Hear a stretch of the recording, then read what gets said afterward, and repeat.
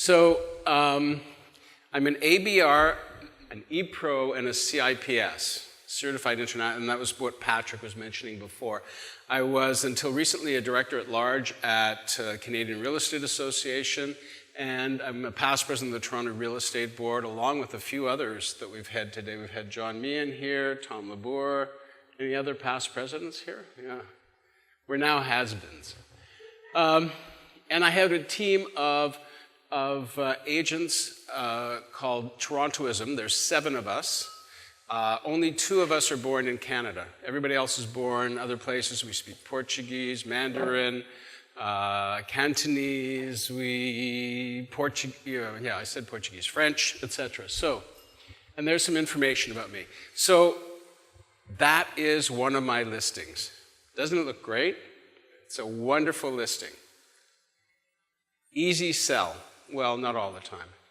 But what I want to talk to you about today is you've got great listings, you've got difficult listings. And what I want to entice you to do, or challenge you to do, is think about your worst listing and think about other ways you could market it. Because I know you don't get great listings all the time. This is not one of mine, but this is how an agent, what you can't see, part of the problem is it's too faint, but there's a dog pooping in the front yard. Not that you would ever put that out on MLS, but somebody did. There's a wonderful site, if you search and you go like bad realtor photos, that one will come up. All right? So that's not an issue, but how would you market this one? You know, the reality is you've got, you know, we don't have a choice. Sometimes we get very hard to sell properties, sometimes they're overpriced. But what I want to challenge you to do, and that's what we're going to do in my the breakout session this afternoon, is I want you to come with thoughts on how you can go past print and MLS. Because those days are gone. We're all doing Facebook now, we're all doing Twitter, I can tell you, like, I've been in the business for 37 years, and I was one of the first people to start getting into the internet and, you know, Facebook and Twitter and LinkedIn. So we've done all that. You know, the blogs, we've done all that, all right? But you're always going to have properties, and it's not so much how you get the message out there, it's the message that you get out there. Because it's not often easy. Every once in a while, you get a house like this. Now, let me tell you the story around this house. New construction in a very poor part of Cabbagetown. All right? Brand new construction on a street where there's mostly Victorian houses, and most of them are very small, little bungalows. It's on Ontario Street. If any of you know Cabbagetown, Ontario Street, and it's like the last block, okay, right up against Shooter. Client went, he spent a fortune, he wanted $1 million for the house. So, it was new construction, he wanted an off-market the price, it was located in a rough area, but the good thing about it was a walk to the business center. So we decided we're going to market this. So we did about 5 years ago when I worked for another company, and this is what we did.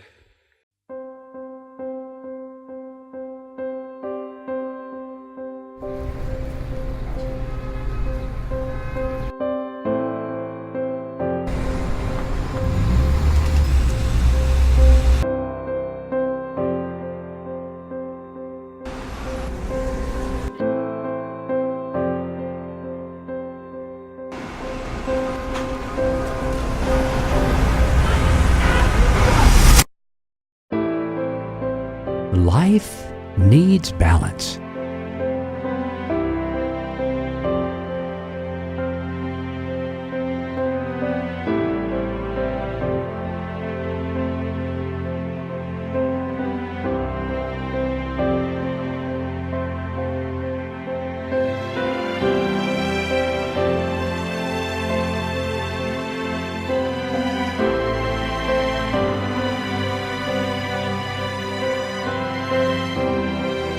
.265 Ontario Street. Welcome home.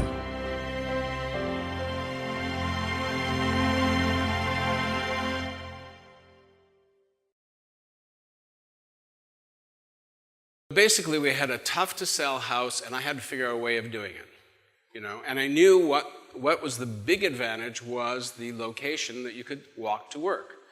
But if you're working down at King and Bay, you know that it's noise, noise, noise, noise, lots of activity, and you want to come home and just go and relax. So that's what we went for there. Now, these are houses that are on a major street. They always sell for over $1 million because they're in the beach and they're part of a new project. There's always trying to sell this house.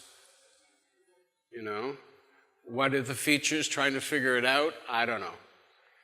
So far, I haven't had that challenge, and this one to me always reminds me of the old lady who lived in a shoe, or the senior citizen who lived in a shoe, or the, you know, chronically challenged person who lived in a shoe, and a tree. So we've got how you market the house, and then how you market yourself. Husband left us for a 22-year-old house for sale. Nobody sells more, and somebody there. Really bad pickup lines is the one he's got advertised. He says, "Are you ladies archaeologists? Because you'll really dig my listings." Oh. And then, of course, on the right-hand side, I don't know, it's faded out because of the sunlight, but on the right-hand side, it's the Korea ad. Ugh. You know? That's what we're all saying these days. Ugh. These are some of my competitors in downtown Toronto. I see their signs all the time. Brad uses the fact that his last name is Lamb, and I don't know if you saw Chris's, this sign got a lot of press, good and bad. But don't get a divorce, just get a bigger house. Solves the problem. The other thing is this. How many of you have done videos of yourself trying to sell property? Nobody? Yeah, well, here's the king right there. So videos of yourself trying to sell property is really hard to do, and most of you are not going to be successful at it. I can tell you that right now. But you know what you're really going to be successful at? If you do a video like this. Happy days are coming my way. Happy days are coming my way. So I have a very special attachment to Leslieville. I moved there as a fresh immigrant from London, England. I moved to a lovely little house on Booth Avenue, which is right in front of Jimmy Simpson Park, where there's a skating rink, a dog park. So it's a really great place to start a new life in Toronto. When I first moved there wasn't a great deal going on, as it was the very beginning of when Leslieville started to rapidly gentrify. But as the years passed, it really started to happen. You only have to drive down Queen Street on a Sunday morning and you see how diverse this neighbourhood is, from young 20-somethings to a bunch of strollers, the whole baby boom that has happened on Queen Street. You have the streetcar, which takes about not even 20 minutes. If you work in the financial district, you could even walk there. For those, you know, young 20-somethings that are going out in the downtown district, you just hop in a cab. It's not even a $10 cab ride. There are great schools. The schools are really coming along because as more and more families have moved into the neighbourhood, they have had more input into the schools. As a realtor, I love the housing stock. You go from Victorian properties to raw lofts.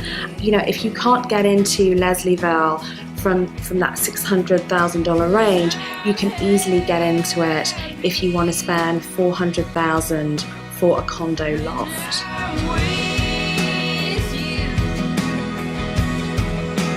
Torontonians love Leslieville. It's such a great neighbourhood. When I need So that's the area she lived in. That's the area that she sells in. She loves to talk about that area. You love to talk about where you work. Most of you do, I know that. So think of getting a video done that's not necessarily about you and what a great agent you are and all the things that you do, but talk about the areas that you work in. And I think you'll find a lot of success with these. We have a whole raft of videos. I talk about Cabbagetown and Riverdale. I have somebody else who talks about dogs in the city and dog parks. We have another one that's about each of us. We have a personal one. I'll show you mine in a second. And Annette was wrong. She said, "You don't like seeing yourself in that video? Well, you look like that." I hated myself in the video that's about to come, and I went on a diet and lost 30 pounds, thank God.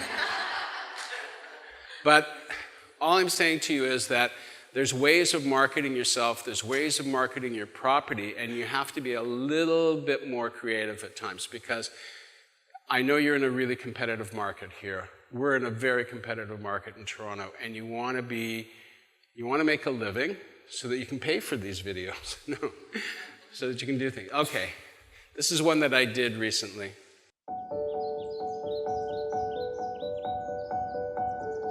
The garden was basically a field of grass. There was very little there except for one big tree.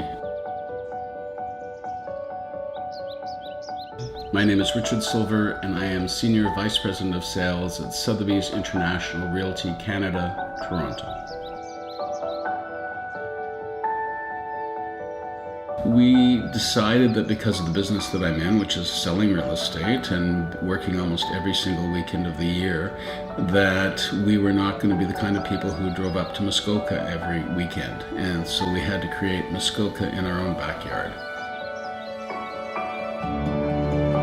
So it's wonderful. It gives me a very serene feeling. I love to be out there. And it relaxes me. The great thing about the garden is, and whenever I walk into it, I'm sort of amazed. It's constantly growing. It's constantly changing. There's new things, new birds, new, things that the fish are doing. And I watch everything grow, and it changes every single week, every single day. There's new plants coming up. It's continuous growth in the backyard. And you never know how one thing will affect another, because sometimes there's so much growth in one area that it'll affect the other area. And it's not dissimilar from real estate and how it develops in the city. Over the past 35 years, all the communities that I've worked in have changed. And it's interesting that some have grown in very, very good ways. Toronto's been a wonderful city. It has, like all cities, grown in certain ways, and certain neighborhoods have just blossomed. They blossomed culturally, they blossomed with diversity, and they've really blossomed with growth as well. My plan is just to continue selling real estate until I guess I get bored with it. But it's one of those businesses that you never really get bored with, because every day is new. Every day brings you new experiences. Every day brings you new problems that need to be solved. I go out, I meet you, and I try and envision what the best lifestyle would be for you and how I can help you achieve that with a property, with a house. That's a lot of fun, and it's very creative, and it's very interesting. There will come a time when I decide it's time to move on, or that I'm too old to do it. And then I will probably head someplace where it's nice and warm during the winter. However, I do love Toronto, and I know that this will always be my home. So it goes on a little bit, but what I did was I tied in something I absolutely love to my real estate and tried to make a connection there. What do you like to do? Golf. It's connection. There's lots of things. In the area, you can be the king of golf. What do you like to do? Some golf. Everybody likes to go. You're in Oakville. I should have known. Okay. But some of you may like to travel. Some of you may like to fish. Some of you may, but I think by showing a little bit of who you are and yourself, you're going to make connections with people.